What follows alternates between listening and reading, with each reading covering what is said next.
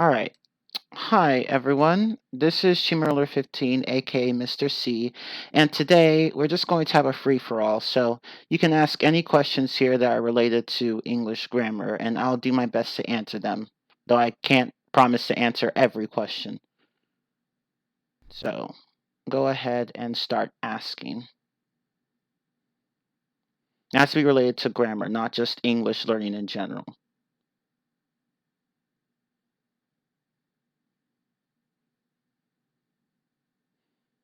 There really isn't a single important tense in English, or the most important tense. So now, if you're talking about common tenses, we don't really use. I'd say the present tenses are the most common, and the future tenses are the least common. But there really isn't a single most important tense.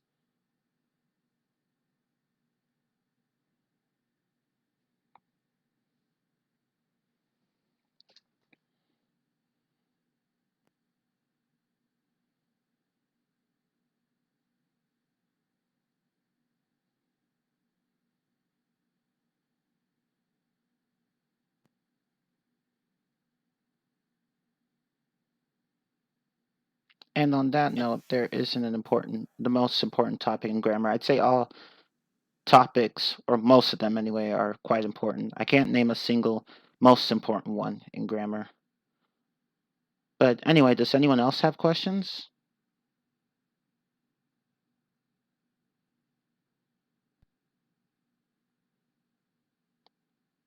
Okay, so one question is, what order of words should I use when I ask questions that start with what, why, or how? I.e., should I say how it happened or how did it happen? That depends. So if it's a question, like if it's just a standard question, you would say the second, how did it happen?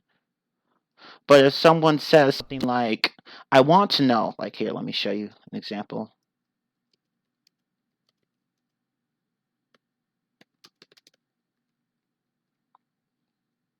Like if someone says something like this, and you're repeating what they said, let's say we'll call this person speaker A, and we'll call this person speaker B. So say speaker A says, I want to know how it happened, and then speaker B repeats how it happened.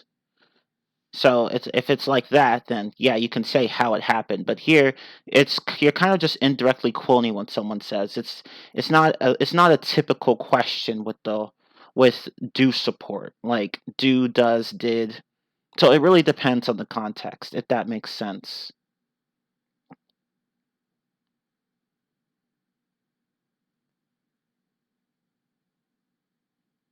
Is there a big difference between GB and USA grammar? What do you mean GB grammar? Do you mean Great Britain?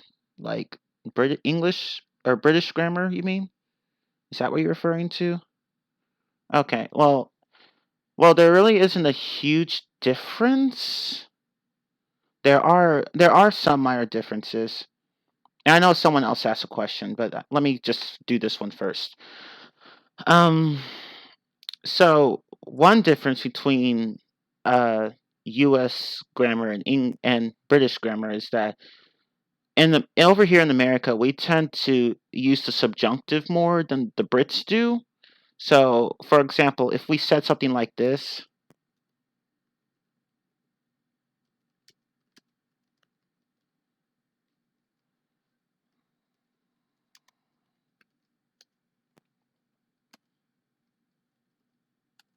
British Brits would say something like this.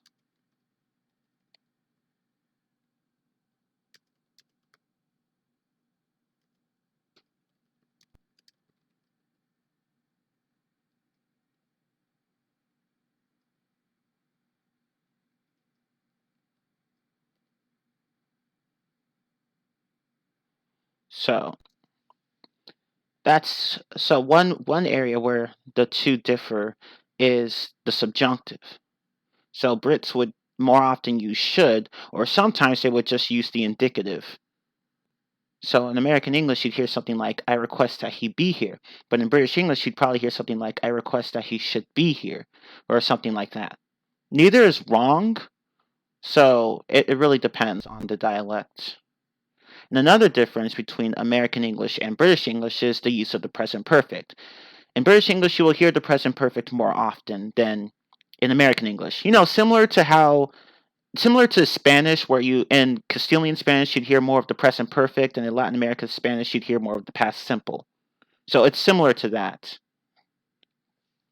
So, so for example, in American English, you would say something like this, and in British English, you would say something like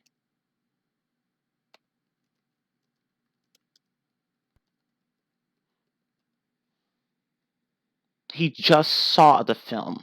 He's just seen the film. So that's another area where they differ. But again, it's not like universal. There are some like it's not every single British English speaker will speak like this. Not every single American English speaker will speak like this. This is just a trend that I've noticed. Okay. So but yeah, though other than that, like there really is pretty much no difference between American English and British English other than vocabulary, of course, and slang. But other than that, they're pretty much the same. Okay, so someone earlier asked, can you explain if clauses? Well, I need you to be a bit more specific than that because if clauses are pretty general. So I need a bit more I need a bit more specificity. Type 3. Okay. So type 3 is here's the formula. So type 3 is if past perfect subjunctive, then conditional perfect. That's the formula for a type 3 conditional sentence. So can someone here provide an example for him or her?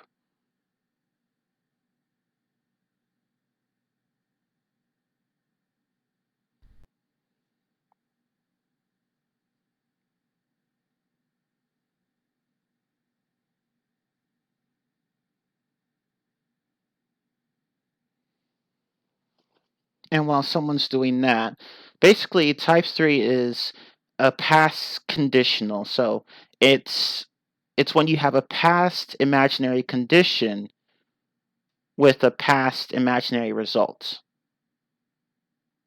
So both the condition and the result. The condition is the one that comes after if.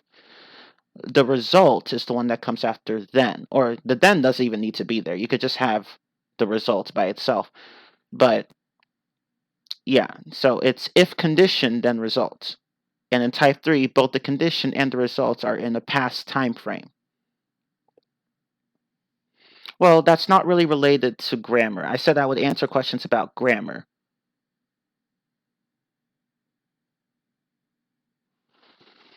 But to provide an example of type 3, so an example of type 3 would be if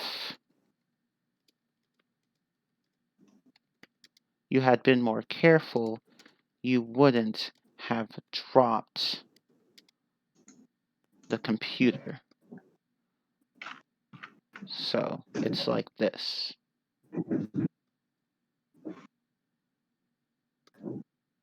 So here's an example of a type 3.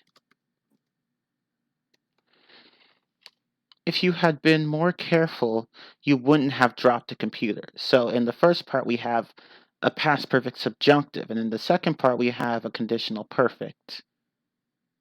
So that's how the type 3 works. An imaginary past condition with an imaginary past result.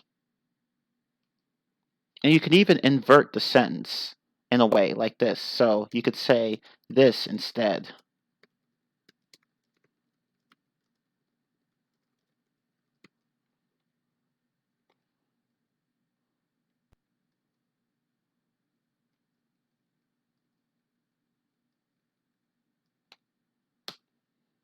So you could say instead, had you been more careful, you wouldn't have dropped the computer. But this sounds a little bit more formal than the other one. And you'd see this form more often in writing than in hear it in speech. But you'll occasionally hear it in speech too. So that's type 3.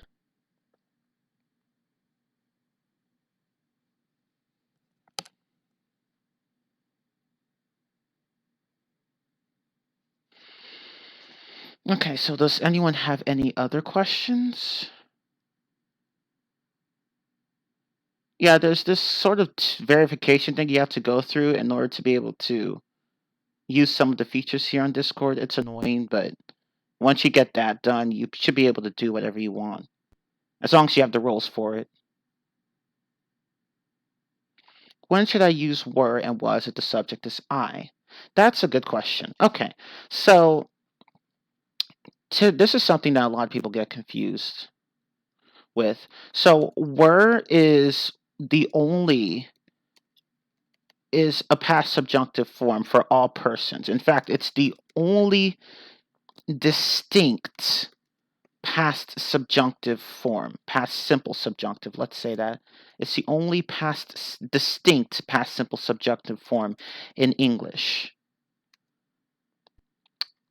So, if I were a boy, so here you're not saying that you know you're not a boy.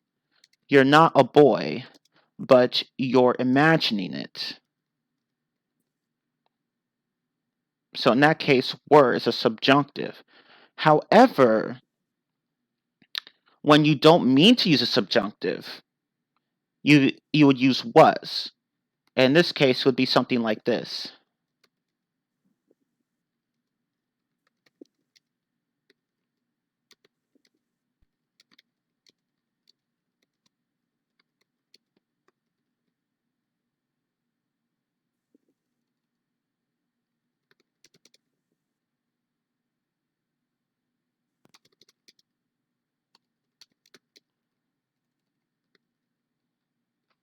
Okay, let me just do this. So in this case, you're addressing an asserted reality. So, if I was guilty of the crime, then there should have been evidence pointed to me at the scene of the crime.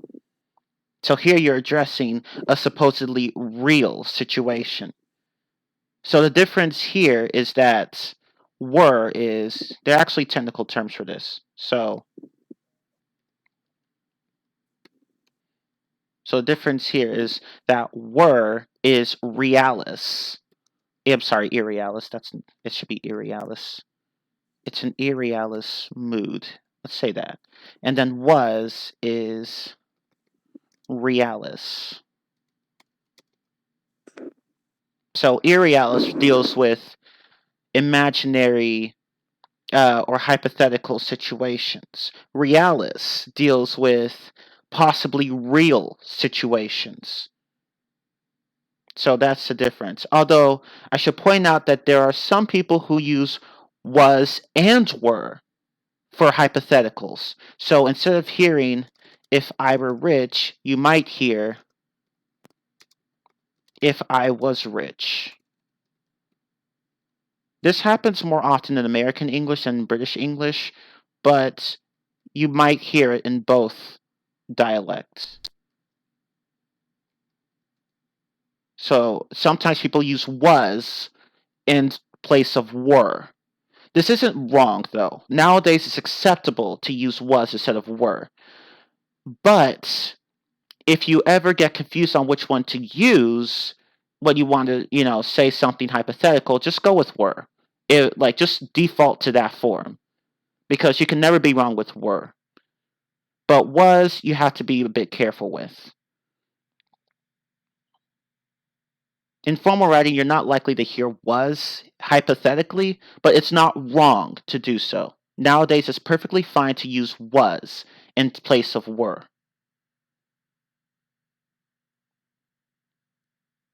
But for every other verb in English, the past simple subjunctive form takes the same form as past simple indicative. So drove is the same as drove.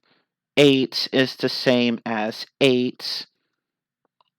Um, Played is the same as played. In both the indicative and the subjunctive, these forms are the same. It's really only was and were that are different.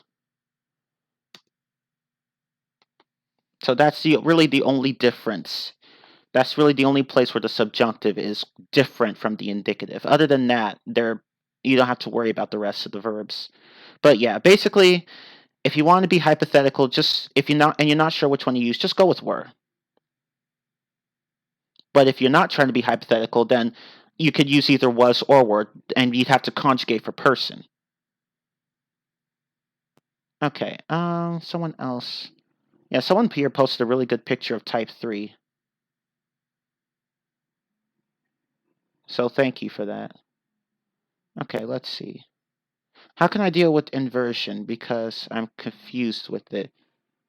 Okay, well, inversion is when you delete the conjunction and moved the modal verb or whatever, the auxiliary verb, in to the front of the clause. So, for example, let's say this. If I were rich could be changed to were I rich. That's inversion. So delete the if or whatever conjunction. Oh yeah, actually it's just if in this case. If is really the only conjunction that has inversion, possible inversion. So delete the if and then place the verb in front of the clause like this. Now if were is the main verb, then you just move only that verb. But if it's an auxiliary verb like this, then you would move it. You would move just the first verb. So like this. So you could do that too. So in this case, were is an auxiliary verb. So it's were writing this time instead of just were. If I were writing a story, can be changed to were I writing the story. So you can do this with the past with were, and then with any verb where were is the auxiliary, like the ing form. Yeah, those two sentences mean the same thing. If I were rich and were I rich mean the same thing. Although these are really clauses rather than sentences. Well, independent clauses, I mean. But yeah, it's the same thing. Inversion isn't really common in speech, but you might see it quite a bit in writing. It's kind of sounds formal in writing though, so even in writing it's not used that much. But you can do it. And you can use it with the past perfect subjunctives too. So you could say something like this. I showed you an example earlier, but I'll type another one. So you could say,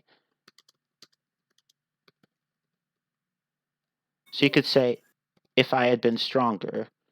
And you can change that to had I been stronger. So you could do that. Or you could even do it with the continuous forms, as I showed earlier. So you could say,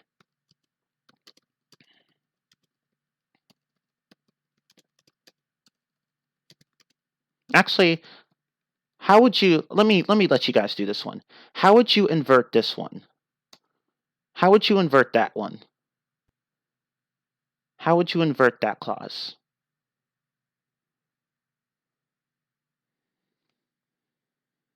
So remember what I said. Yeah, exactly. Had he been working on the assignment. So yeah, exactly. Perfect. You guys got it. So yeah, that's how you invert. You can do it with were or with any ing verb with were. That's hypothetical. Or you could do it with either the past perfect subjunctive or the past perfect continuous subjunctive. But again, this is with inversion. I would save it for when you want to sound for like. I'd say you save it for when you want to sound a bit formal, or Or if you wanted do it in academic writing, that's fine. So I wouldn't use it so much uh in casual situations because you might sound a bit pretentious if you do. So yeah, just limit. Don't use it too much. Um. Oh, I'm not live streaming. That's why. This is a recording. Okay. And you could even do this with should as well. So should can work this way too. So you could say, so should can work like this. So let me let you guys do this one. How would you invert that?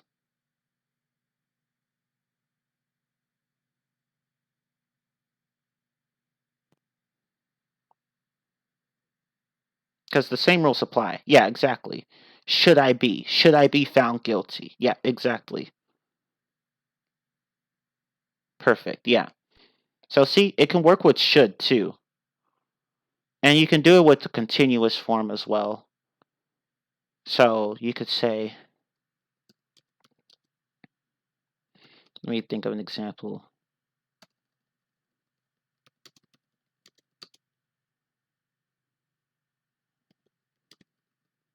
How would you invert this one?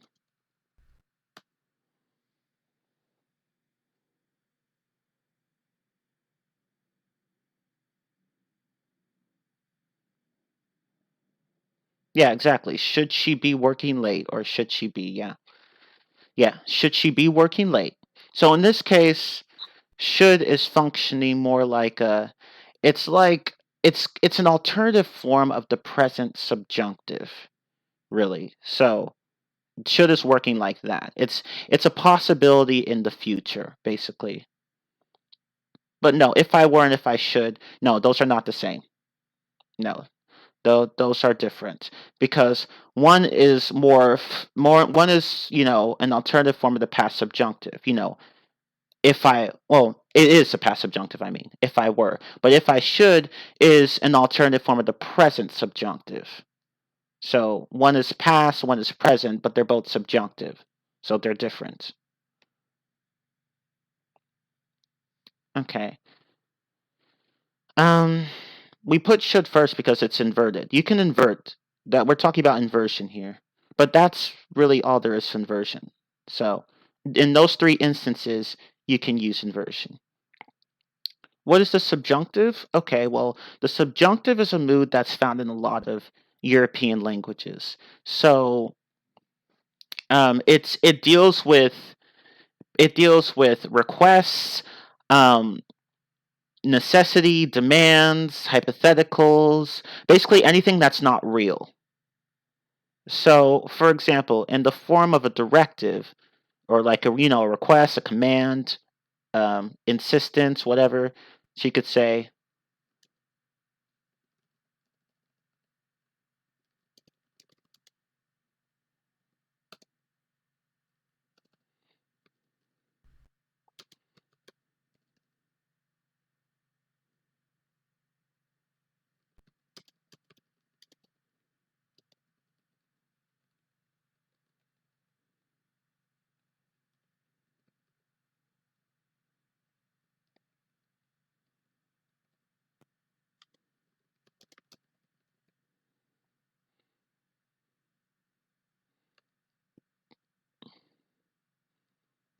okay. So, for example, we suggest that the student study before taking the exam. Notice how it's study and not studies, because in the subjunctive mood, we don't conjugate for person. Or, well, we technically do, but everyone receives the same conjugation. So you take the bare form of the verb. So instead of studies, you have study. So in this case, you have a directive here. It's a suggestion. So this isn't exactly real. You just want the student to study. And another example would be,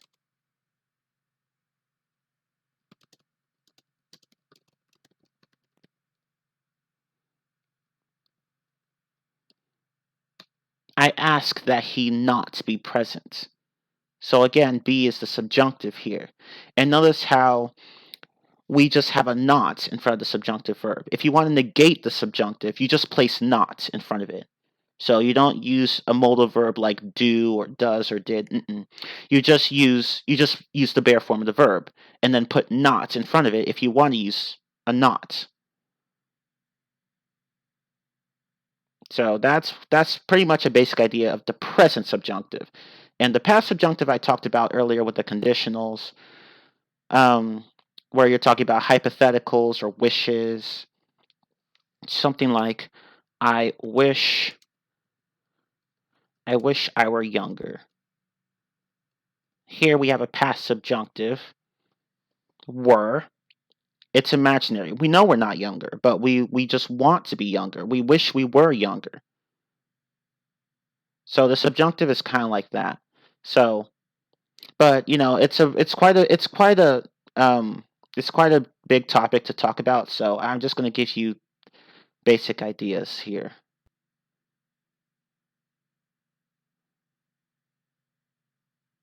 Yeah, no problem.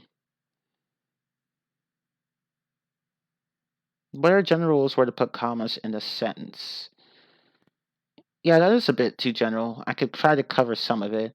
So basically, you use commas whenever you have a list or whenever you want to separate clauses, if applicable, or basically that's really all I can think of, or anything. And they're just really commas are really used to separate parts of a sentence. So you could use it like in a list. So for example,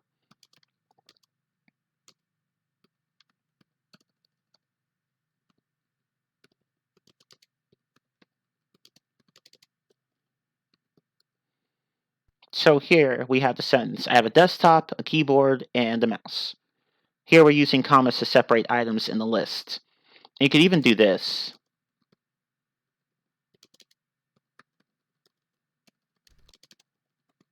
You could technically do that too. The first sentence uses, yeah, exactly. The first sentence uses an Oxford comma. The second sentence does not. And there's quite a bit of, I misspelled sentence. And there's quite a bit of debate on that. Honestly, you don't have to use the Oxford comma. And what the Oxford comma is it's a comma that is used before mentioning the last item in the list. So in this case, the last item in the list above is a mouse.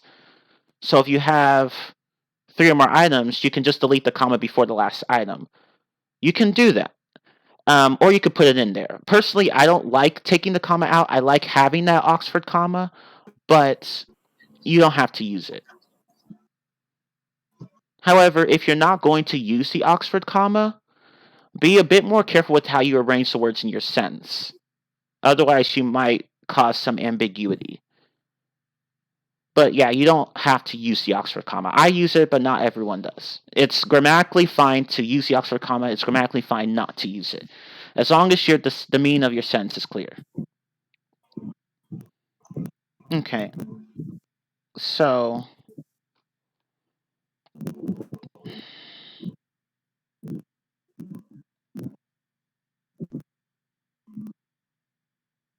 okay. So,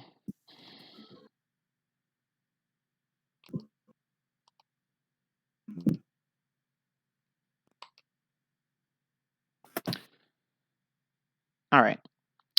So, could you explain the difference between can and may when asking for permission? May is more polite, but you can technically use can or may for asking permission. A lot of people will say no, only may can. No, you can technically use both, but may is preferred. It just sounds more polite than can. Okay. Tell the difference between had and have had. Well, it's pretty simple. Had is the past perfect. Have had is the present perfect.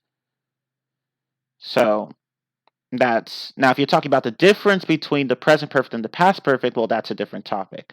But had is past perfect. Have had is present perfect.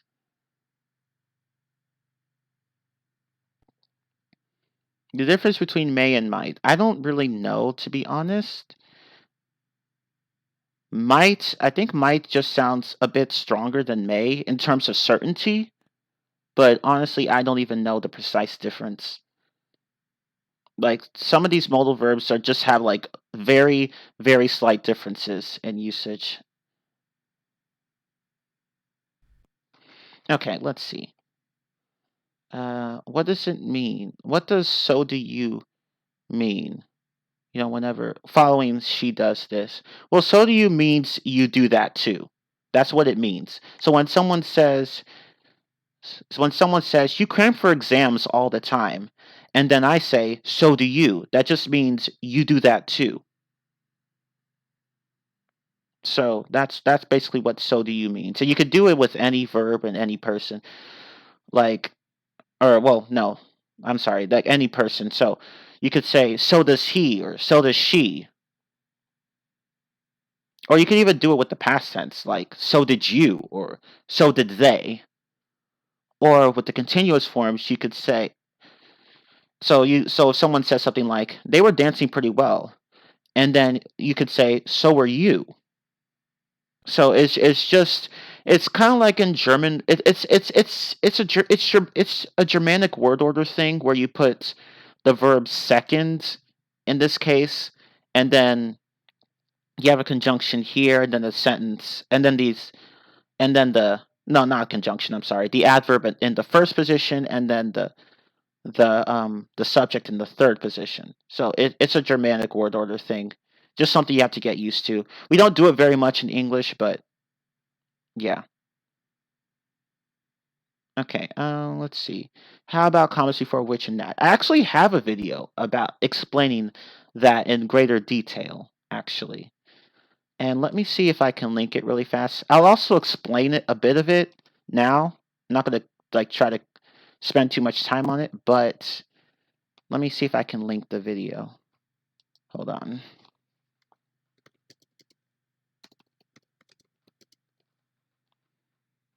Mm, mm, mm, mm, mm.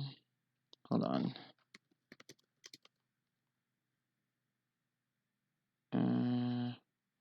That's it. And copy this and paste that here. So that's my video on that versus which, where I covered when to use commas for those and when not to. But to summarize that video, that is used for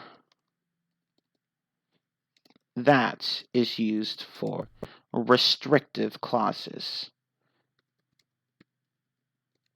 which is used for restrictive or non-restrictive clauses.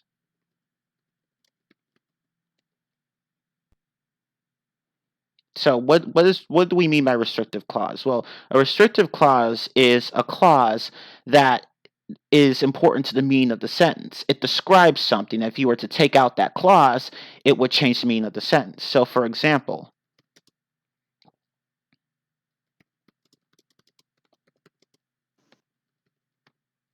Sorry, teacher. yes?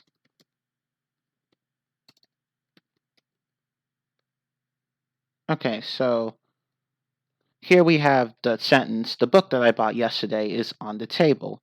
That I bought yesterday, here, let me italicize that. That I bought yesterday is the restrictive clause because it describes the book. And if you took that clause out, like so, then the meaning of the sentence changes. The book is on the table. Well, we don't know what book you're talking about anymore. But you can make this non-restrictive if you use commas, like this. Oops.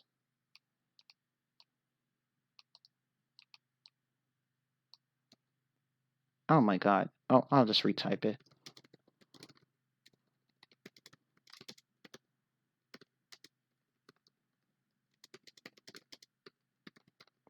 So the difference here between this sentence and the sentence I typed earlier is that in this sentence, the which I bought yesterday, that part doesn't matter to the meaning of the sentence. It's just extra information.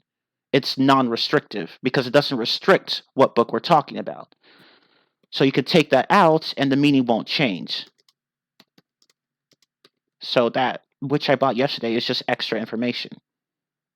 But if you take out that I bought yesterday, then that is actually important to the meaning of the sentence.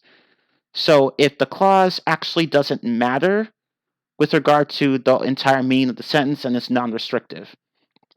But if it does matter, then it's restrictive. And restrictive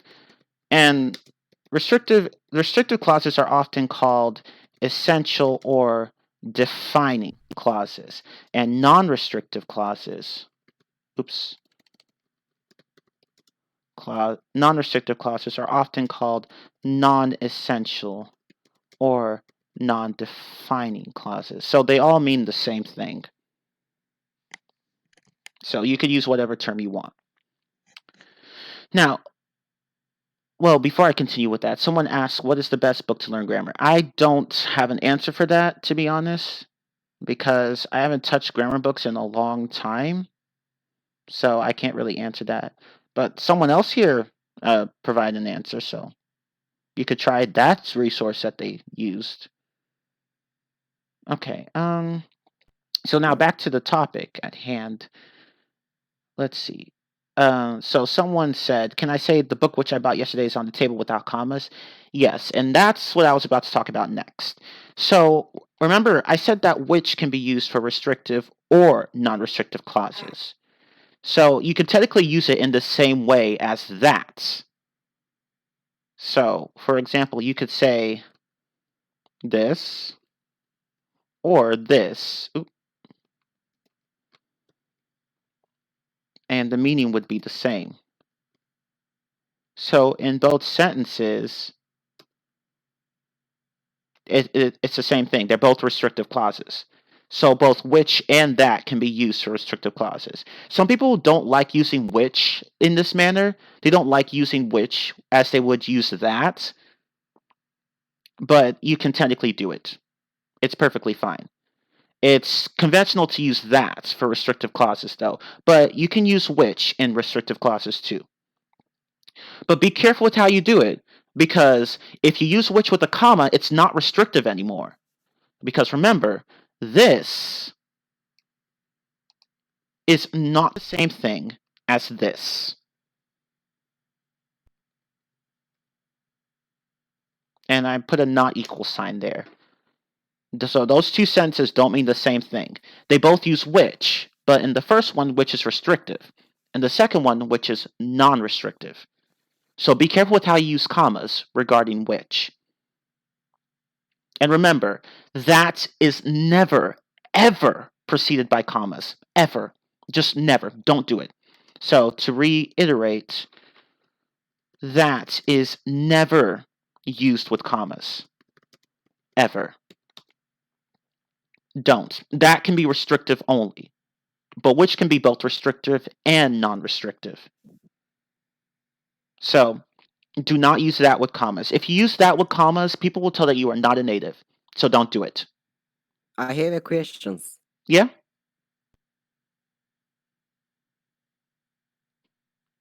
Okay, well, anyway, the meaning between these two sentences is that in the first one... Sir?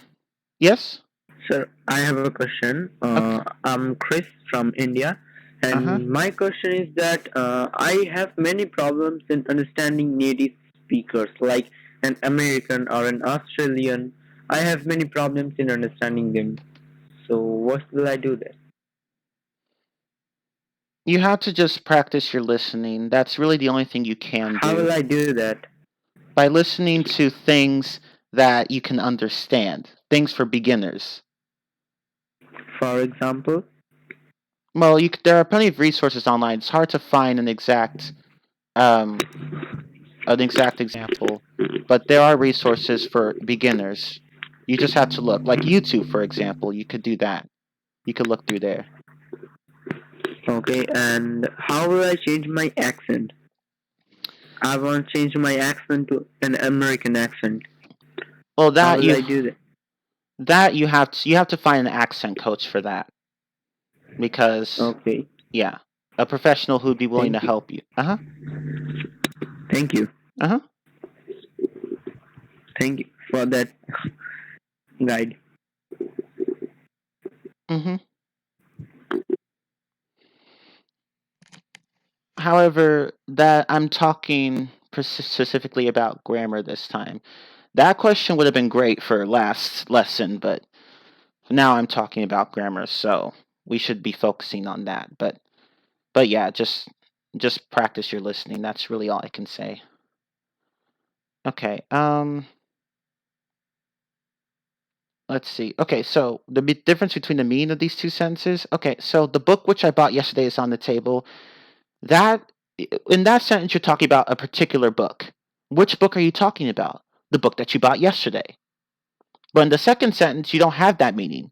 The book which I bought yesterday is on the table.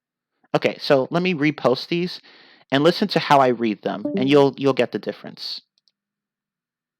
So listen very carefully to how I read these.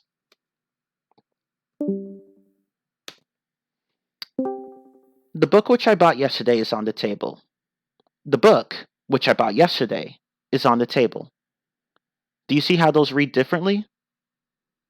In the first one, we're talking about a particular book. And the second one, well, that which I bought yesterday doesn't actually matter. It's just bonus information. So if you have a set of books, then in the first one, that you use the first sentence. Which book are you talking about? The book that you bought yesterday, or the book which you bought yesterday. So that's the difference. So to give you another example,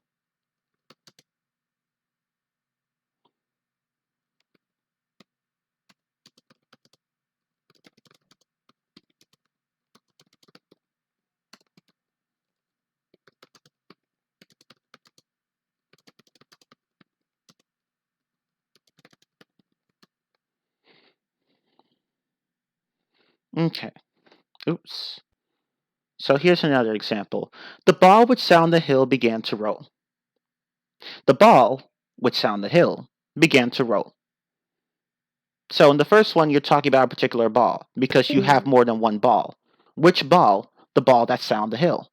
But in the second one, that which sound the hill is just extra information.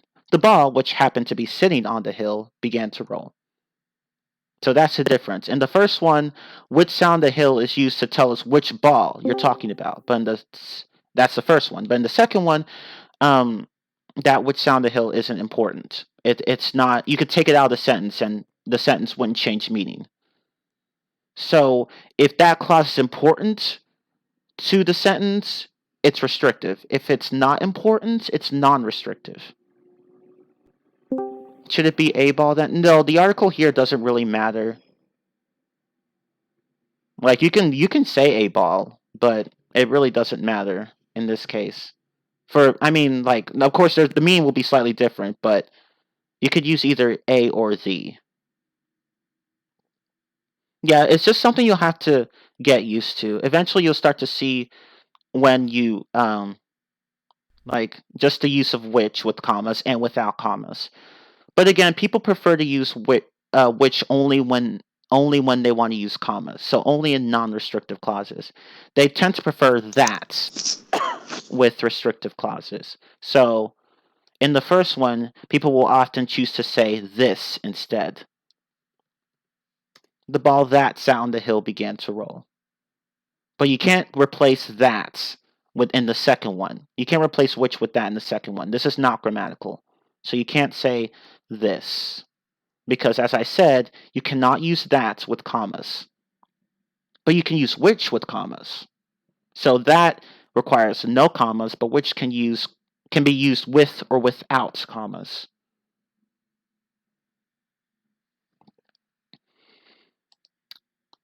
And there is one instance where only which works instead of that, if we're talking about restrictive clauses. So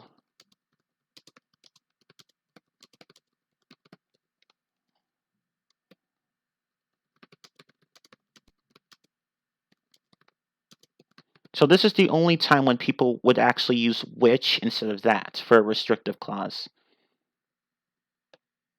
I mean, the people who normally use that instead of which, I mean. Oh, whoops, that's actually correct. So in a sentence like this, that which you want does not exist. In that case, we can use only which. We can't really use that. It wouldn't sound very good. So you can say that which you want does not exist, but not that you want does not exist. So you can't say the second one.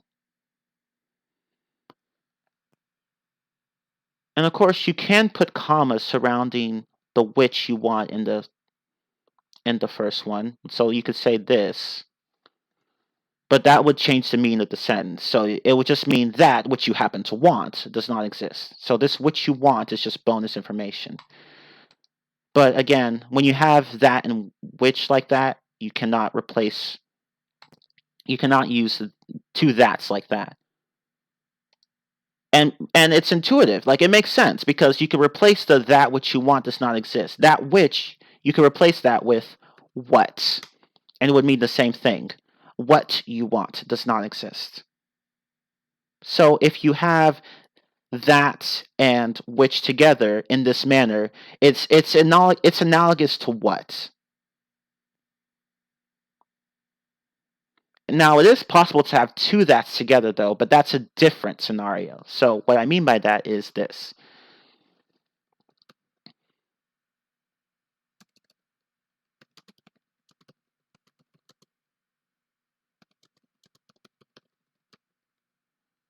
In this case, it's completely different. So we have, he knows that that dog was injured. In this case, you can use two that's. But it's different from the first one, because in the first one, the that and the which can be replaced with what. But here, you can't really do that. You can't replace the two that's with what. I mean, you can, but the sentence would be completely different. So here, it's a different use of two that's. So in this case, you can use two that's. But in the other case, no. And if it doesn't make sense to you now, don't worry, it'll make sense later. You just have to do a lot of reading to get the feel for when to use that and which. And of course, in the second one I just posted, you could drop the first that, and you could have this sentence. Sometimes you can drop that if it's not the subject of the second clause. So he knows that dog was injured. So here we took out the first that. And to make that clear, let me put some parentheses here, or brackets. He knows that dog was injured. So we took out the that in this one. So that's another way that makes this scenario differ from the other one, with the that which. But yeah, that's basically the difference between that and which. Which can be used with or without commas. That never requires commas. I know that this is hard for some people to understand because in their languages, regardless of whether a clause is restrictive or non-restrictive, you use a comma. German and Russian being the most obvious examples. But you'll get the hang of it. In English, it just depends. We don't use commas as much. So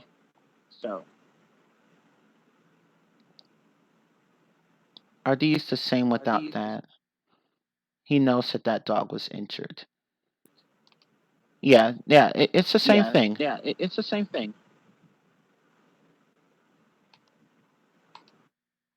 Okay, so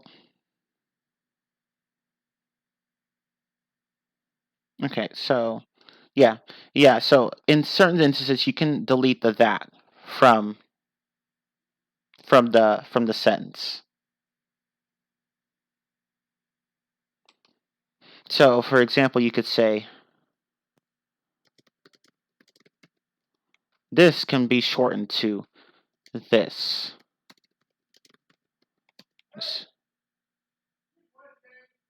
Oh my god. Hold on, guys.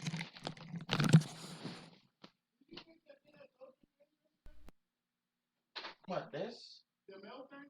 No. Why not? Because I was doing the task. Are you have time to do it right now? Yes, after I'm finished with something. How about the post office right now?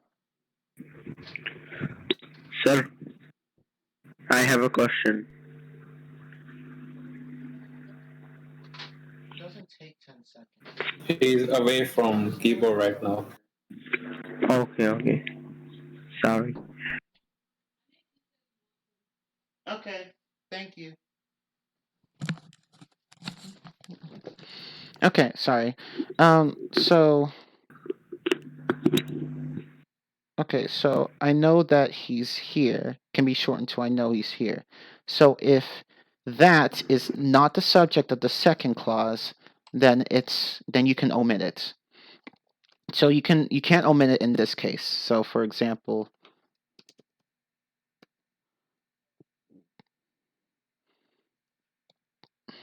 I'm trying to think of an example.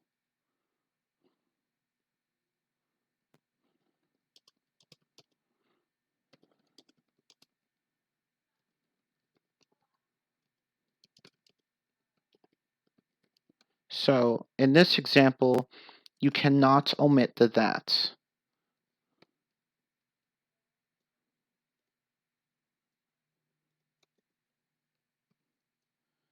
So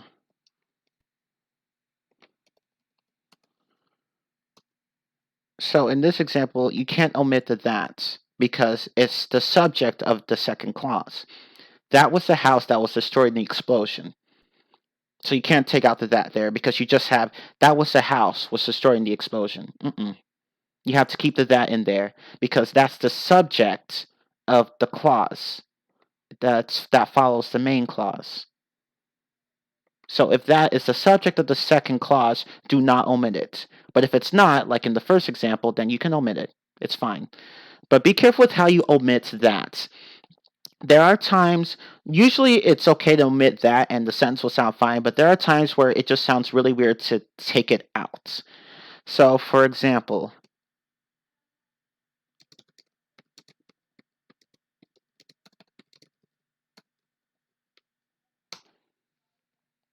is it he looks like her?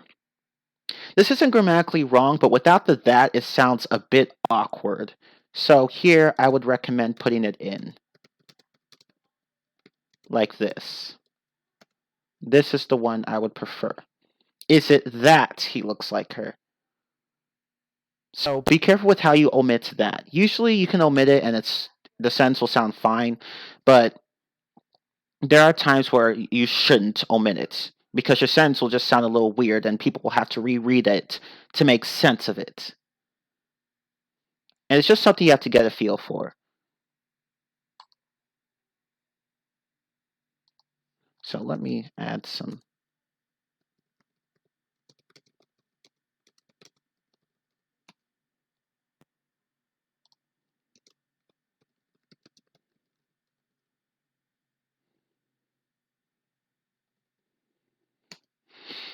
Okay.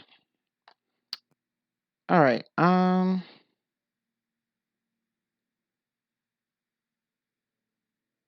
I know that it's not proper, but can I write it like this? He knows that dash that dog was injured. No. Unless you mean to say something like this. Like here, let me type this.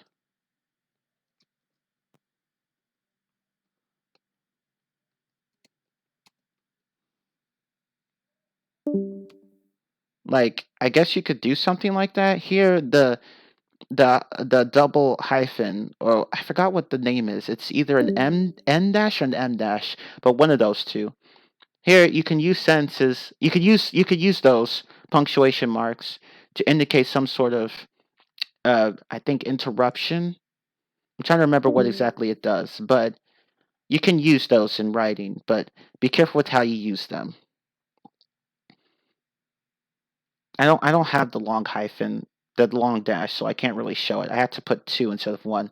But with a single dash, you have to use you can't use it like that. With a single dash, just a hyphen, you can't use it like that.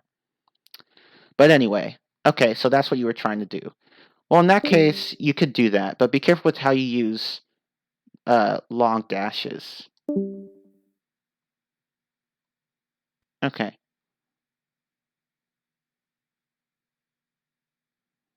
So does anyone have any other questions?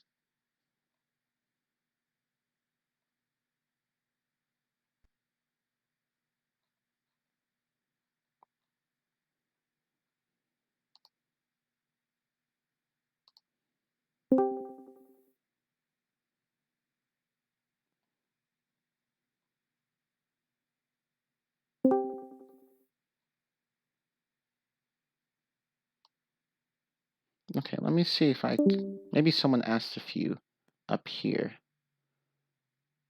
I know some people were asking questions. I'm trying to keep track of all of them. Okay, so someone earlier asked about dependent and independent clauses. Okay, well, restrictive and non-restrictive clauses are a subset of dependent clauses. So they're not independent clauses; they're dependent clauses, but they're a subset. So not every dependent clause is restrictive or non-restrictive.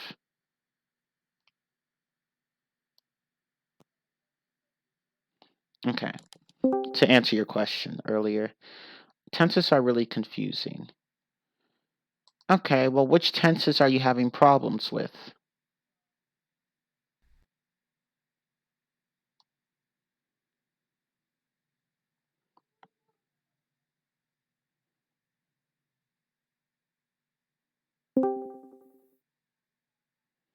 Okay, someone earlier asked, do we say so are you or so you were? It depends. You'd say so are you when you mean you were too. But you'd say so you were if you're if you're acknowledging that someone was a certain way before in the past. Like if someone said something like, I was injured, and then I'd say, ah, so you were. In that case, that's when you say it. But if you mean to say you were too, then you just say so were you. So you were working so hard last night, so were you. So that's the difference.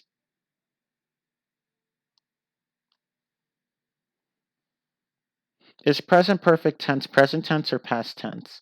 Like, does it sound present or past? It's technically a present tense, but with the perfect aspect. Now, I know that it's defined a bit differently in other languages. Like in Spanish, it's technically considered a past tense.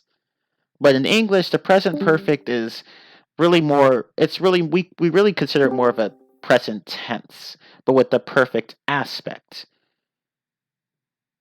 So, and what do I mean by perfect aspect? Perfect aspects are used when you want to connect one event to another, or like 2 points in time with each other. So, for example, like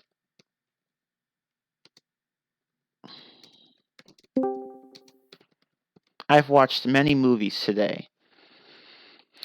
The I've watched implies that up to this point in the present you've been watching a lot of movies. So it started in the past and is connected to the present. So that's how the present perfect works. So it's really more of a present tense, but with the connection to the past, if that makes sense.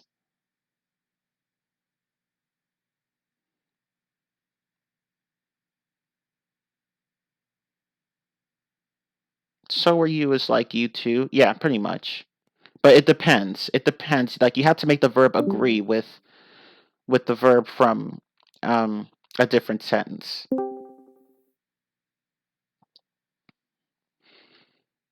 Okay. So does anyone else have any questions?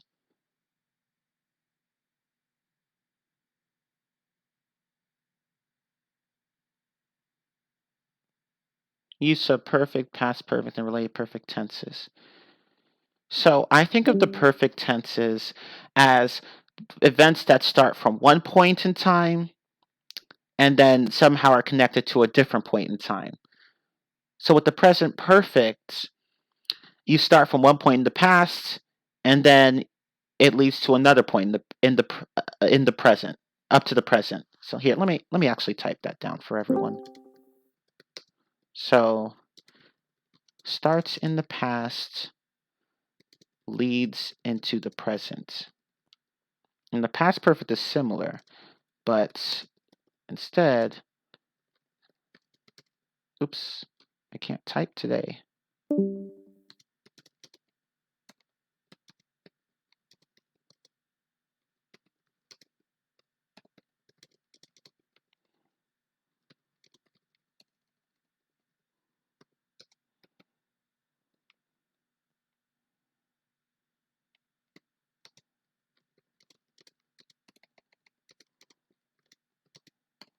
So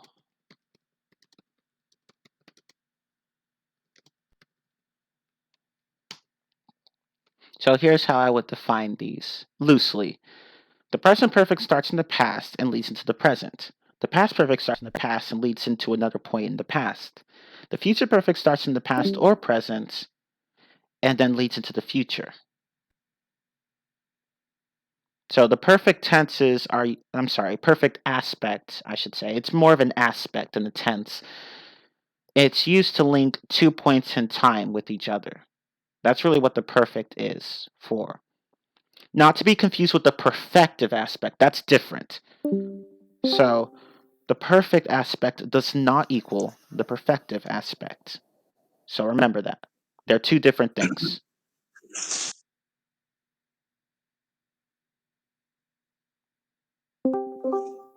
Okay. So Okay. does anyone have any questions regarding grammar?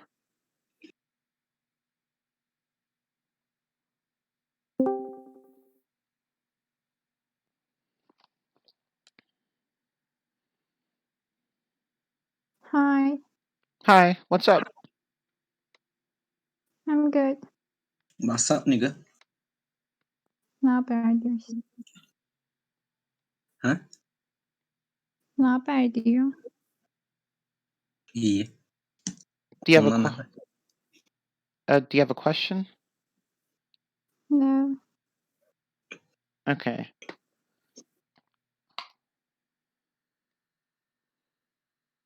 Oh, that's a good list that someone just put here. Present simple, present continuous, past simple, past continuous, present perfect, past perfect, future. I should probably cover the continuous aspect. So remember, the continuous aspect deals with ongoing actions. So when you say something like, I'm working on a project, this implies that you're working on the project is lengthy and ongoing. It's taking place over a certain period of time. And sometimes people call the continuous aspect the progressive aspect. You can use them interchangeably.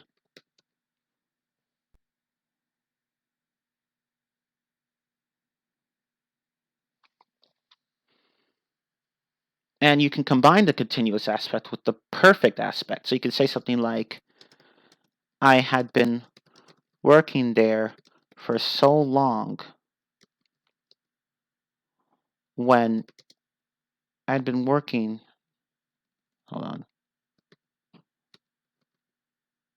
Sorry, let me change that.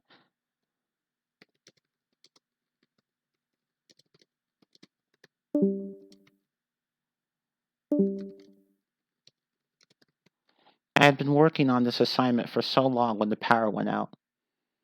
So you could use had been working. So it's a combination of the perfect and the continuous. So you get the perfect continuous. And with the had there, we get a past. So past perfect continuous. So someone else asked a question. Yeah, I'm saying it's also continuous aspect. Yeah, ing verbs are express a continuous. To be honest, I don't know if it's possible to turn that sound off. Maybe. I really don't know. Okay, what's the difference between I work there and I have worked there? I have worked there implies that there's some connection to the present. I work there doesn't imply that. I'm trying to think of another way to explain it. So when you say something like I've been there before, like that implies some sort of relation to the present, like it's relevant to the present. Whereas I went there before, it's completely in the past, it has no relation to the present, if that makes sense.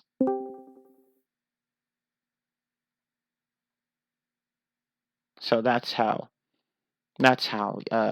difference. So here, let me type an example.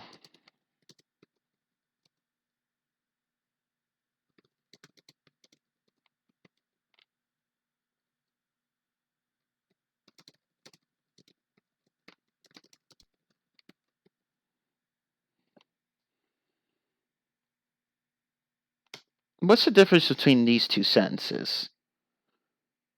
So one uses the present perfect, the other uses the past simple. There's a slight difference, but does anyone know what it is?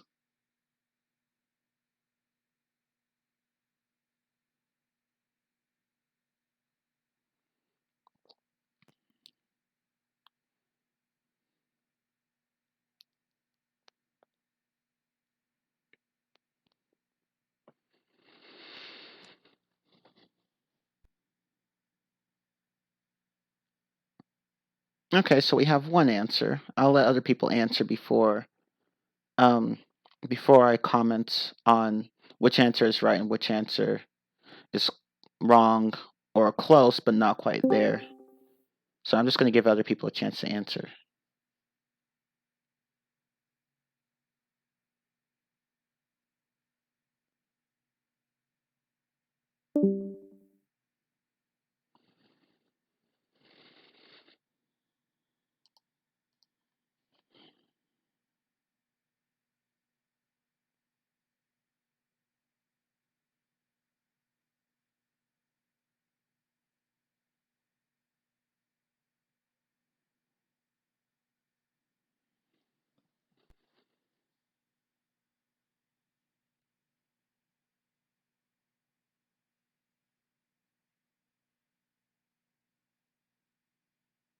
Okay, so we have some good answers here.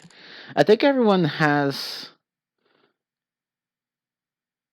I think everyone has it correct. I think I like the first answer most. So, actually, how I would explain this is that the second has a stronger relation to the present. So, I have never liked going to the movies. Yeah, like as someone says here, like he might he has never liked going to the movies, but he might change his mind. Who knows? But in the first one, it's like I never, not once, like going to the movies, and I probably never will. So I think that's the difference between the two. It's kind of hard to explain as a native, but basically the second one implies that someone might change their mind, but the first one is like no.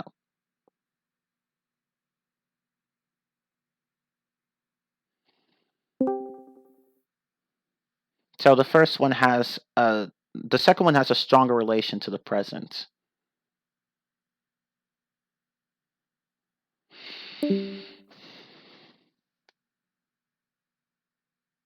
But if you want to make it take place entirely in the past, you could say I'd never blank.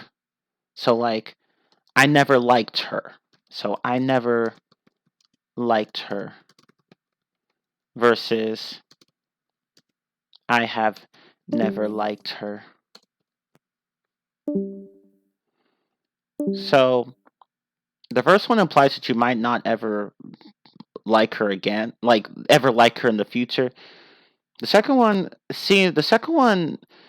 implies that you may change your mind, but who knows? At least that's how I see it.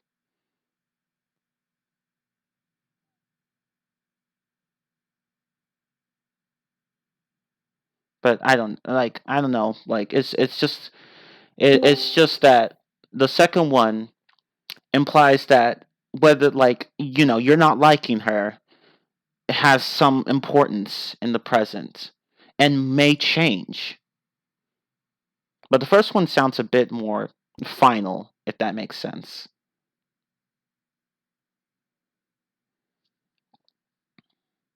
Okay, one more question about commas. Should I use a comma after phrases like firstly or on the other or on the one hand? I think you're talking about introductory adverbs in that case, or adverbial phrases. In that case, yeah, you can use commas after that.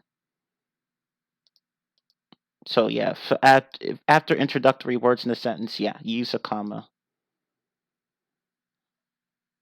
Okay.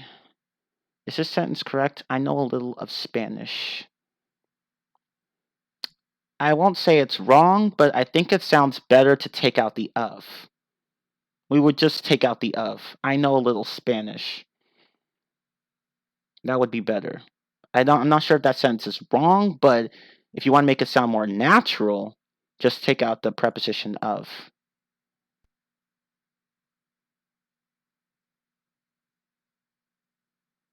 No, I would still take out the of.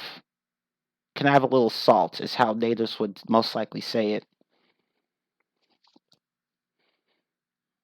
Can I have a little salt? I know a little Spanish. Can you give me a little cash?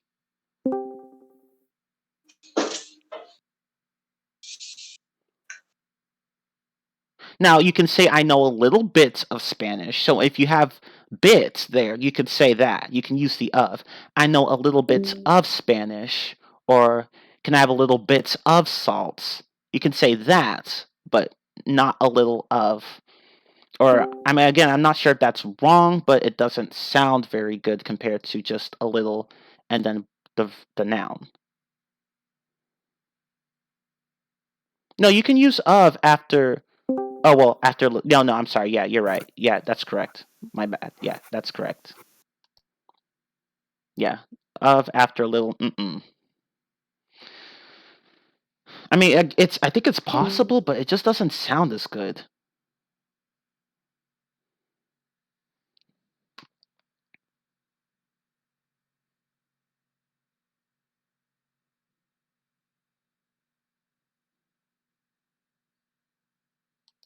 However, after a little bit, it's okay to include it. Yeah, exactly.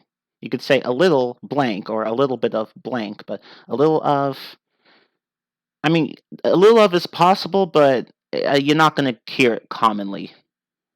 It's better to just stick with the rules you just posted, or whatever.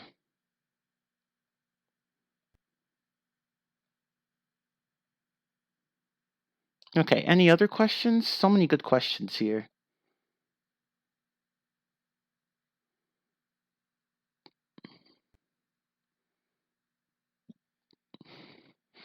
But yeah, I actually liked this for the one who answered the question about the difference between I never like going to the movies and I have never liked going to the movies. I like that one. I'm going to put a thumbs up for that question. By the answer to that question by Ehab Gamal, or however you pronounce that. Yeah, I think that was a good answer. Okay.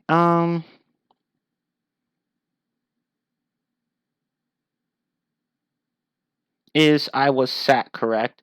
Yes, but you're not likely to hear that in American English. In British English, you'll hear that, but in American English, no.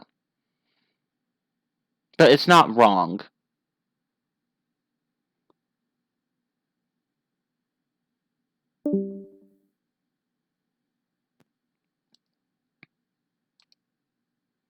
Okay. So, any other questions? Do I speak AME or BRE? Well, if you click on my name, why do I have the busy symbol there? Oops, let me take that out. If you click on my name, you can see my roles, and you'll see that I am a teacher, I am a native English speaker, and I'm an American English speaker. So you can see my roles after you click on my name on the right under the teacher subsection. And the other two teachers here are also American English speakers, Rabadab and Zany Mocat. So, yeah, I think most of our teachers are American English speakers. We have like one Australian English, one British, a few British English, and I think we had one Canadian English. I honestly don't remember, but yeah, a good number of us are American English speakers. Okay.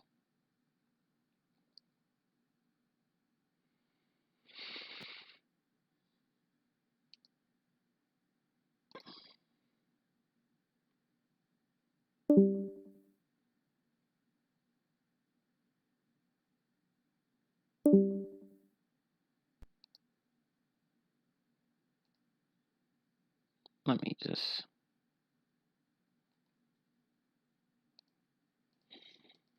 Are these teachers paid? No, we're not paid. We do this.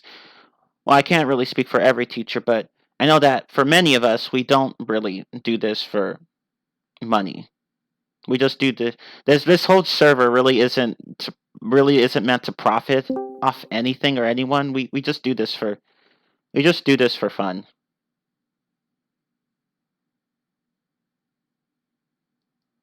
Okay, let's see. Someone asked something here. Let me direct them.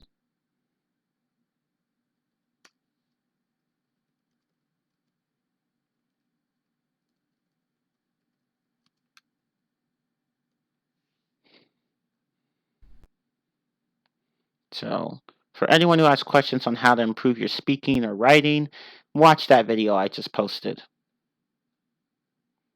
Because we had a discussion there, which was, 2 days ago, I think? Yeah, you can. I record these, so you can watch this recording later. I post it to my channel and soon after I'm done. Usually.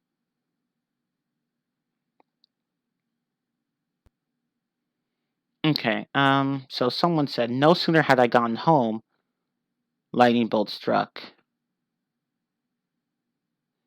Um, hmm.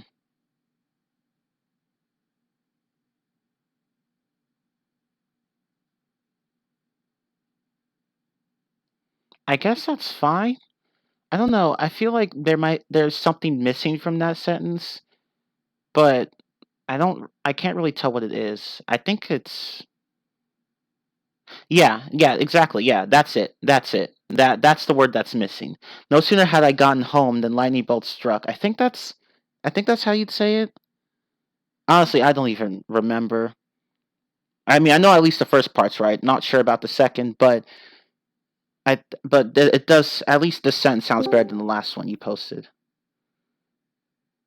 It's a type of no, it's not conditional. It's a type of inversion, but it's not the inversion we were talking about earlier. As I said, sometimes in English, the verb will take place in the second position, whereas in the first position you have an adverb instead of the subject. It's a Germanic language thing. So all the Germanic languages are like this to some extent. So we tend to put our verbs in the second position, and sometimes we put our adverbs in the first position. So, again, I bring up so are you, or so did they, or only then will I do this. Notice how you have adverbs in the first position, but the verbs in the second position, and the subjects after the verb. So English is just one of those languages that can do that. So in this case, no sooner had I gotten home. Had is the second position, no sooner is the first position. I, the subject, is the third position. But again, as Darnell just said, this construction is not common. So just keep that in mind. And it tends to make you sound a bit fancy and poetic, so we don't really use it that much. But you will occasionally hear it, and it's a bit more common in writing.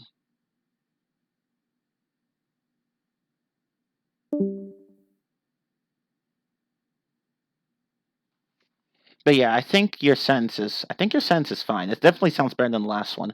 No sooner had I gotten home than lightning bolt struck, or at least something like that. Okay, so any other questions?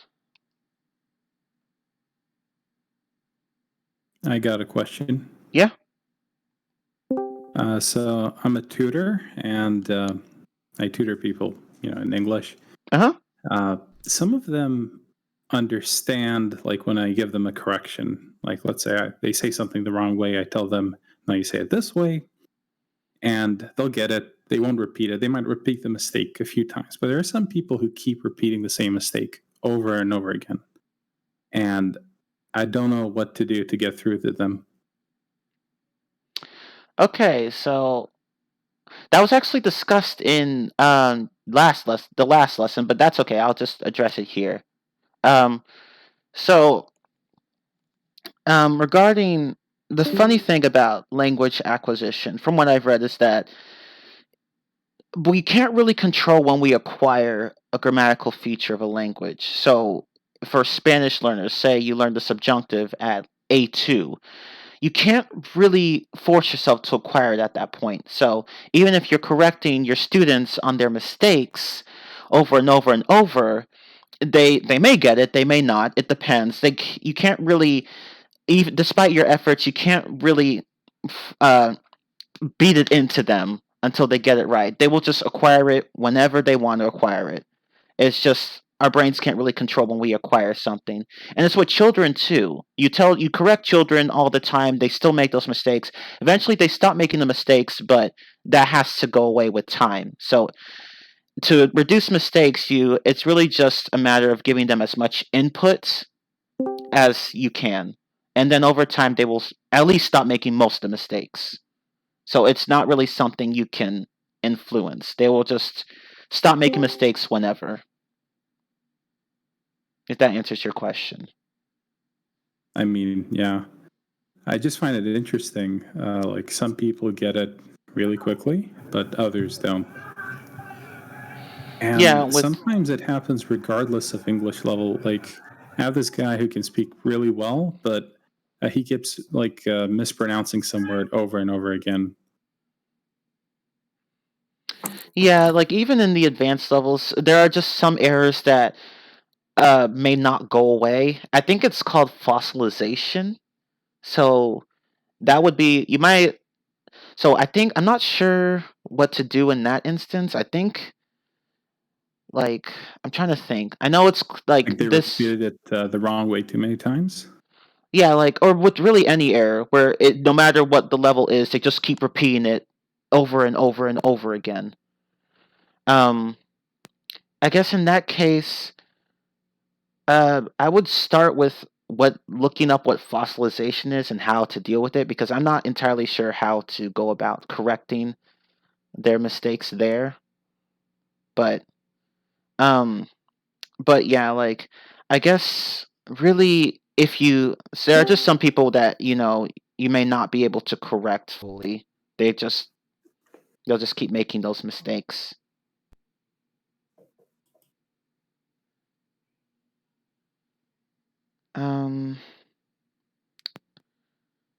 As to whether or not you can make them go away, I don't really know. Like you can make a lot of them go away, but I'm not sure about certain ones because I come across people like that who just make mistakes over and over and over again. Some people correct them, some people don't. I guess it's just something that the brain has to work out on its own. Like they're not even difficult ones. I'll give you an example. We say communicate, but he says it as communicate without the little Y sound there. And he can say it correctly if I tell him, hey, it's communicate, but he just keeps repeating communicate every time. Yeah, I think I don't even think this is a language learning issue specifically. There are just some people who, no matter how hard you correct them on something, be it how to pronounce a word or a grammar feature or anything like that, they just keep making that mistake. They may stop doing it, they may not. It depends. Like at that point, I don't think there's much you can do than to just wait and see if they can stop making the mistake. If they can't, then you've done the best you can do. Yeah, I guess I just feel like I'm failing them. Oh, don't feel that way. Don't feel that way. Because that's the tricky thing about language acquisition. You can't. Some learners will get things, some won't. People are different.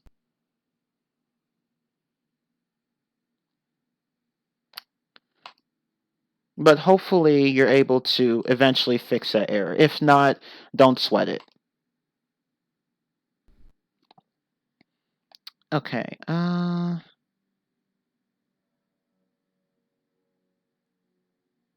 Let's see. Okay, so there was a bit of a discussion here.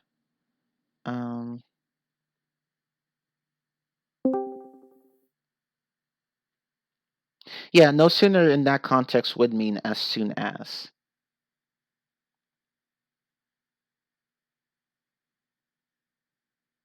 Yeah, that's correct. Okay, so does anyone have any other questions? Okay, so someone asked, how can we improve our accents? This discussion is particularly about grammar. Though that's okay. I don't mind answering a few questions like this that are unrelated because they're still related to language learning in some way.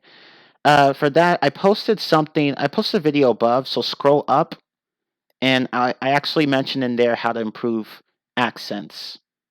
So go to that video that I linked above.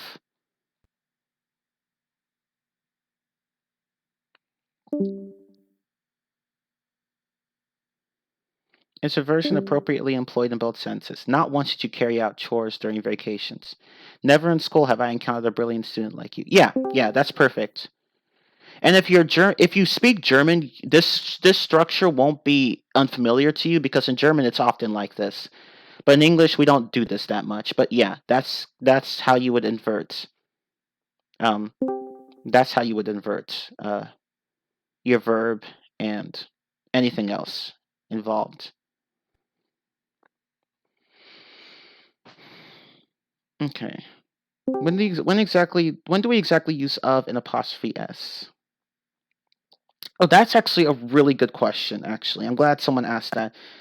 Okay, so it's more common to use the apostrophe s, but there are times when you want to use of. So if it's a person or or just a common noun or anything like that, or well, it really depends. But at least in the case of people, you would often just say, you would often just use the apostrophe s. So this is Lisa's dog, or this is Brandon's TV. Like saying this is the dog of Lisa or this is the TV of Brandon, that would sound really weird. It's not wrong, as of can be used to show possession, but it sounds weird. But if it's something like the Lord of the Rings or the Lord of the Castle, then that's perfectly fine. It would be weird to say the Rings Lord or the Castle's Lord. You would just say the Lord of the Rings or the Lord of the Castle. So I don't think there's a hard fast rule with this, except that apostrophe s is more likely to be used with people or anything that has like like any other sentient entity, I guess. Like the dog's tail, not the tail of the dog. It's just something you have to get a feel for. I know it's hard for some people because in English we have two different ways to show possession: of and apostrophe s. But in Spanish, it's just of. There's no apostrophe s. So it's just something you have to get used to. You'll get the hang of it. There's no hard fast rule, but I don't think the logic is too hard to understand with exposure.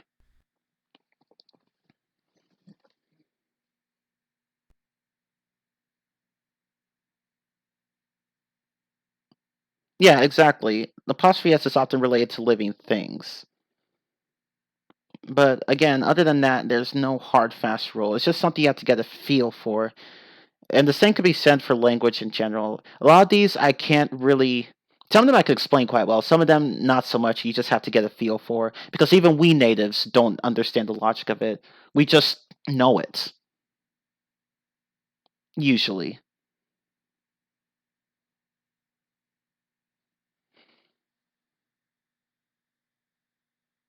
Okay, so does anyone have any other questions?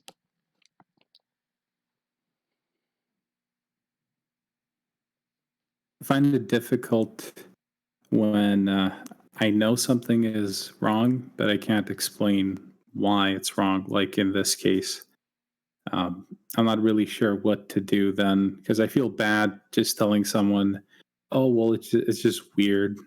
Like they don't feel that it's weird like I do. That is actually a really good question. And I've also had this issue. Whether teaching people things about English grammar or even about Spanish grammar, it's in that case, um, if it's something that you can't explain, I honestly would just recommend. Leaving that topic alone, and eventually they'll. I feel like eventually, in most cases, people will get it. They'll get it eventually. It's just a matter of like just letting them get a feel for the language, like letting them develop their intuition. So, if you can't explain something to someone and why it's wrong, don't worry, they'll eventually figure it out. Usually, and there might be some things that people may never figure out, like articles, for example. Sometimes advanced students will still make errors with them. But for most of the other features of any language, they'll get it eventually. So it's just a matter of waiting and letting them gather enough input, and eventually they'll just get a sense of, okay, this is wrong, okay, this is right. So really, all you just have to do is just let them get exposed to the language as much as possible, and they'll eventually figure things out for themselves.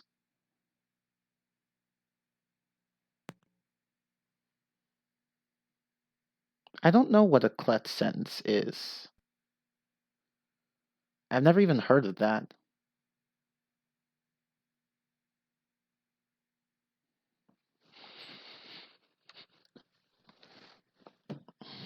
He'll never forget to spend this money. He'll never forget spending this money. No, those mean different things.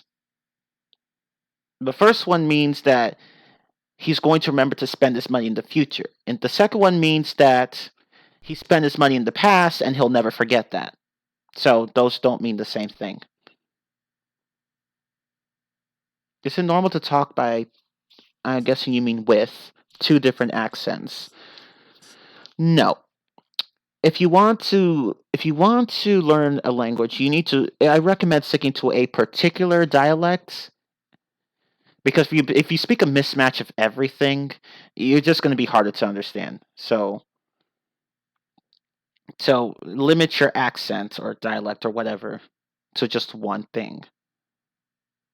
Like, you're never going to find someone who sounds both American and British. Not even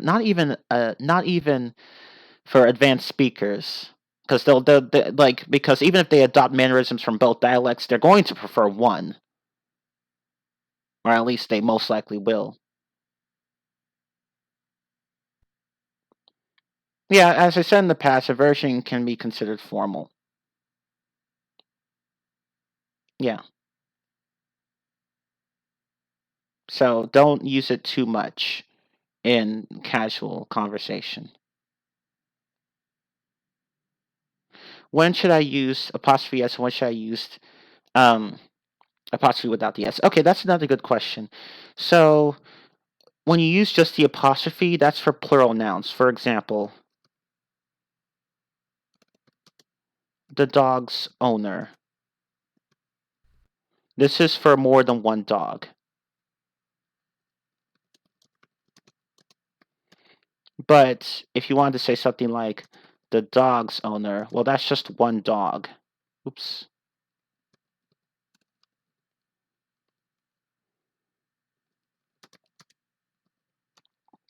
So for plural nouns, use the apostrophe, just apostrophe. But for singular nouns, use the apostrophe s. But again, it's not always like this, though. There are exceptions. So if the plural noun doesn't have an s at the end already, then you have to put an apostrophe s. So for example, the children's mother. In this case, you'd have to use an apostrophe s because children is a plural noun, but it doesn't end in an s. And sometimes people prefer to use just an apostrophe even if the word does end in an s. Like for a name, like for example, so you'll hear people often say things like in Jesus' name instead of in Jesus' name. So they'll say things like that. That's grammatically correct. Although if you're not sure if with regard to singular nouns, if you're not sure whether or not to use an apostrophe s, just go with an apostrophe s. Even if you do end up sounding a little bit weird. Just default to that. But if you know the difference, and there are times where you can just get away with using only an apostrophe for singular nouns.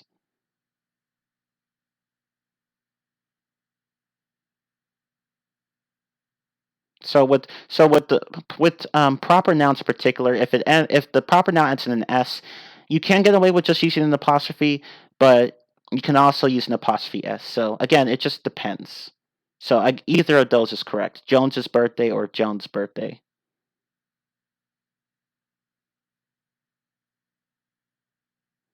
And there might be more to this, but that's really the basics. What if the word is uncountable? That's a good question, actually. Well, it still follows the same logic. So if the word is uncountable, but it doesn't end in an S, well, actually, I'm trying to think of an example. News. News, yes, that's a good example. I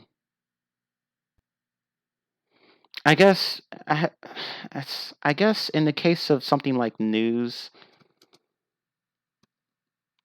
in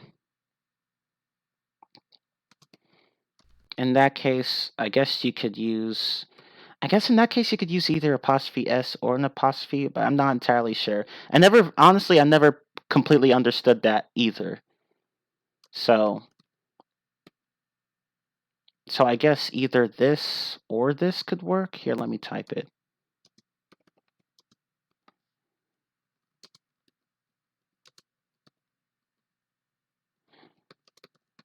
Or actually, maybe not. Actually, maybe not because you could say, honestly, let me put question marks there to show that I'm not entirely sure. Because I guess the second one could be interpreted as the news broadcast time, like not even an apostrophe, it's just like without the apostrophe. Honestly, I don't know. In this case, since news is uncountable, I guess in this case, just go with the apostrophe S. Like, you can never go wrong with that. But with the apostrophe, I'm not sure. Maybe, maybe not. It just really depends. Maybe someone else can better explain this than I can, but like, you can never really go wrong with an apostrophe S, whether it's uncountable or not. So that much I know. And provided that the noun is either uncountable or singular.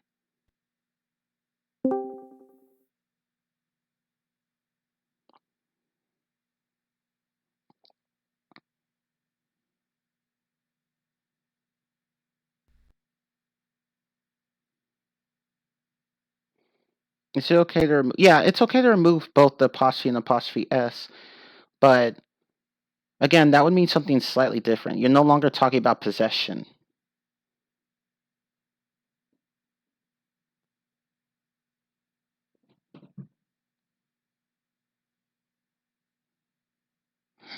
Okay, like, it's kind of like the difference between the class's time and the class time, I guess. I guess that's one way to compare it. The use of the apostrophe and apostrophe S compared to just not using it at all. But again, I never fully understood this either. Okay, any other questions?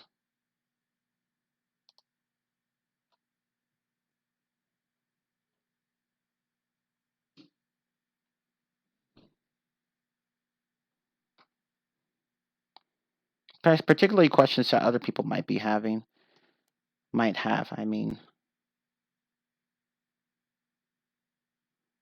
Because those questions are really the most helpful ones. But you can ask any question.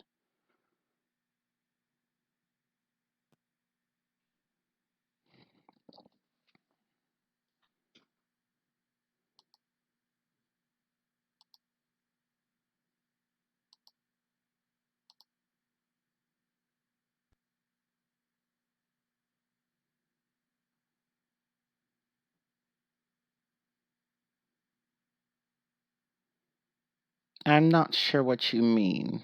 Are you talking about differences between what Americans and Brits say for certain words?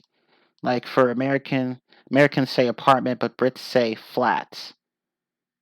Like, are you talking about something like that?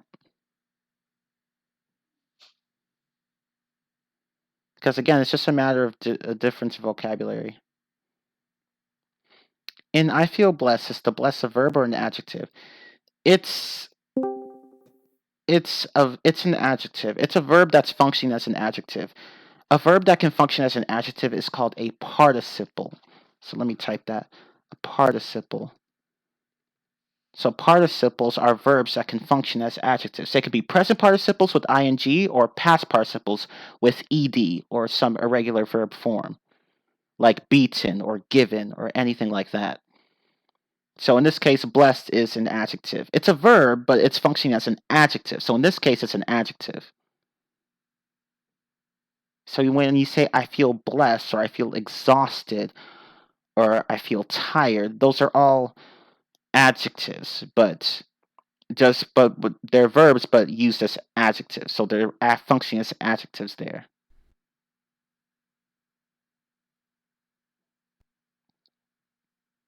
I still don't understand your question regarding what you said with, like, I'm guessing you're saying is autumn used more in British English and fall is used more in American English regarding the season? Because honestly, even again, it's just a matter of vocabulary. Like, are you saying using both? I'm sorry, I still don't understand what you're asking.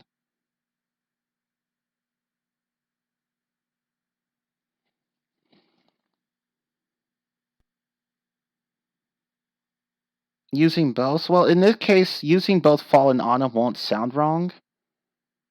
But there are times where using both, like, again, say apartment for American English and flat for British English, using both like that, you will sound weird to either. So, in some cases, the difference between the vocabulary won't matter much, but in other cases, it will matter greatly. Like in America, we say flashlight, but in Great Britain, they say torch. So, usually it's not a good idea to mix up vocabulary like that. Just stick with one. I often get confused by in and on. Like, which is correct? It's in my pocket or it's on my pocket? In this case, it's in. So, in implies being, like, if you have, like, let's say you have a ball and a box on the outside of it.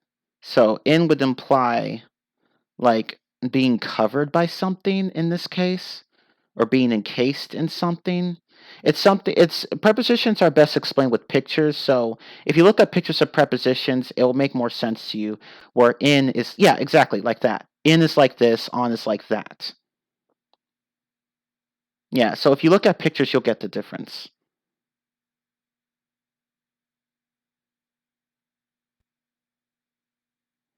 How can I get adjective and adverb from the verb?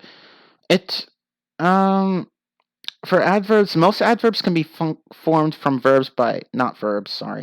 adjectives, by just placing an ly at the end. So you can go from, I'm trying to think of an example. Colorful to colorfully. So you go from adjective to adverb. So you could say, so that's how you'd form regular adverbs, but there are irregular ones too, like fast, or I'm trying to think of another one. Or yeah, basically things like that.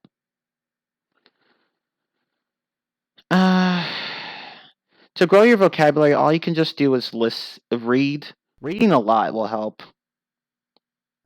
Is there any rule for it? No hard, fast rule. Most adverbs can be used by just adding ly to an adjective, but there are some that are special and they don't work like that. So it's just something for those particular irregular adverbs, you have to just memorize them.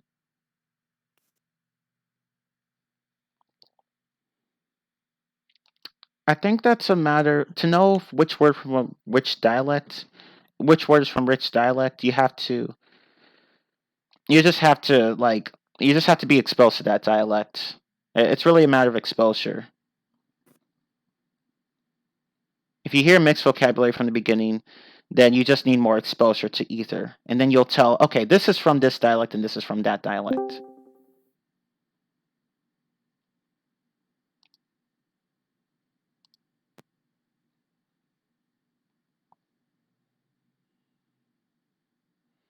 I'm sorry, I don't really know how clipped sentences work. Um,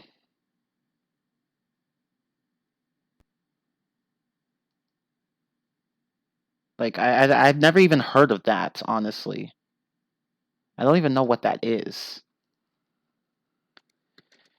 Okay.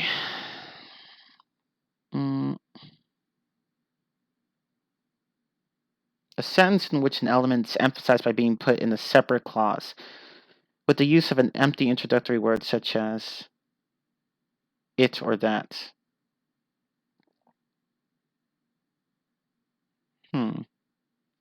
Yeah, I've never heard of that.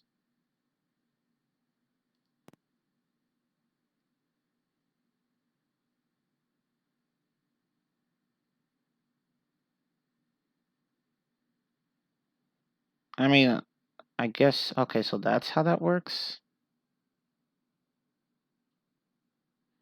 Okay, so it's like the dog chased the cat. It was the dog that chased the cat. I mean, it's really just a matter of rephrasing the sentence and putting emphasis on the different parts. But I'm not sure how to explain that. Because even though we do that in English a lot, I've never actually focused on that topic.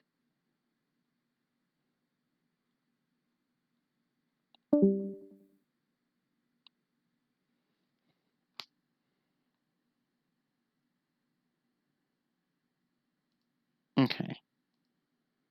Y'all just means you all. It's just a contraction. Okay, well,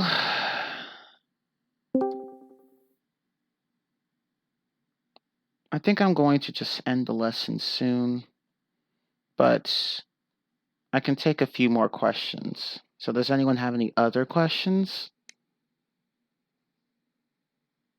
regarding grammar?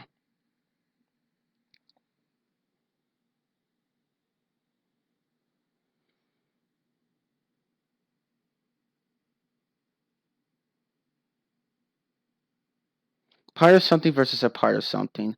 That's more about articles. Honestly, in the really, all I can say about that is that the first part there is an adjective. The second part there is a noun. So when you say something's part of something, you're describing it. It's an adjective. But when you say something that's a part of something, that's a part of something. Part is a noun. But I think that's really just the difference. So it's just adjective versus noun. So if you put an adjective there, you're implying that that part of something is no longer an adjective, it's just a noun.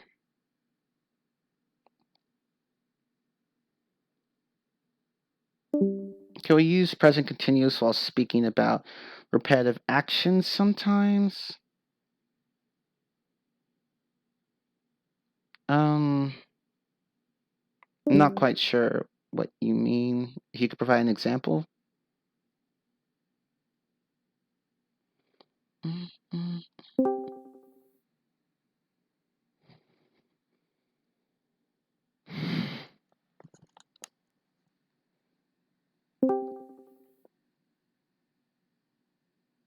I am protecting myself from COVID by wearing masks these days. I guess you could say that. Honestly, I don't even know. That doesn't sound wrong to me. I guess you could say that. I can't really think of an example where that wouldn't work.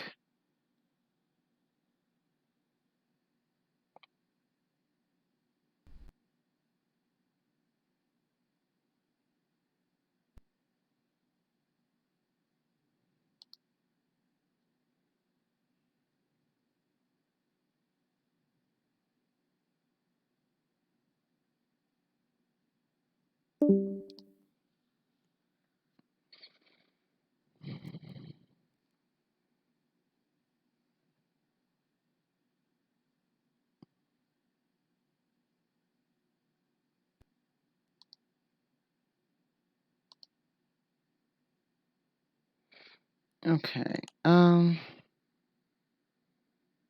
When can we use ing instead of?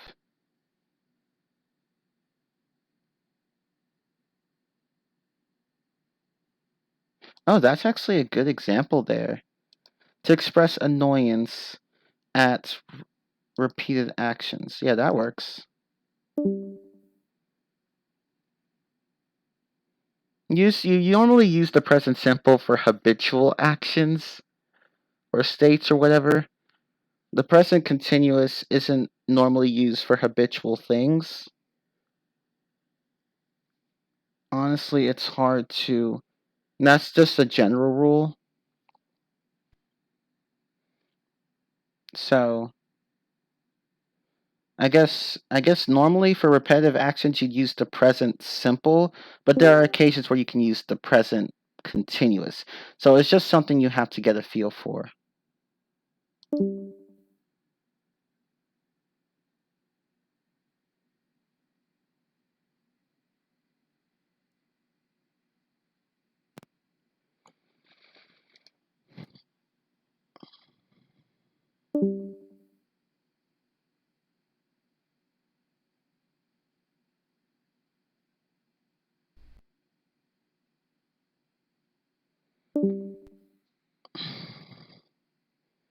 Okay, so does anyone have any other questions?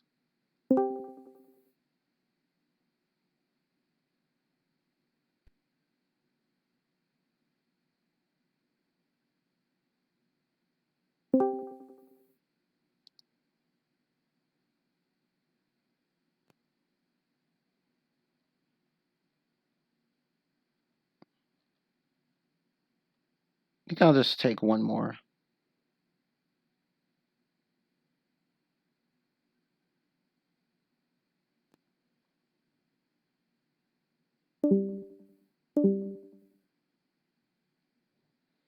Oh, no problem, Kilogram. Good luck with your language learning journey.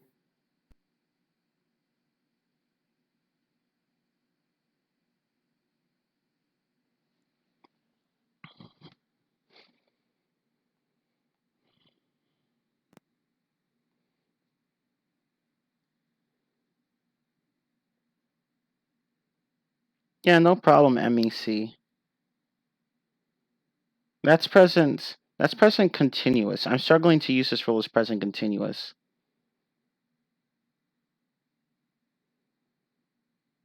Honestly, regarding the tenses and aspects, such as present continuous, past perfect, honestly, I would just not even worry about those because they're not really things that can be explained fully. You just have to get a feel for them.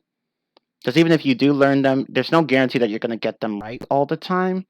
So I would just do a lot of listening and a lot of reading, and eventually you'll start to feel when to use one and when not to use one. It's just something you have to get a feel for. There are some general rules, but they won't always help you.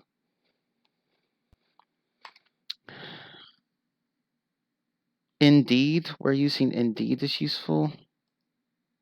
Well, indeed really just means truly, like when you agree with something. So when someone says, "This is going to cost us a lot," indeed, that's.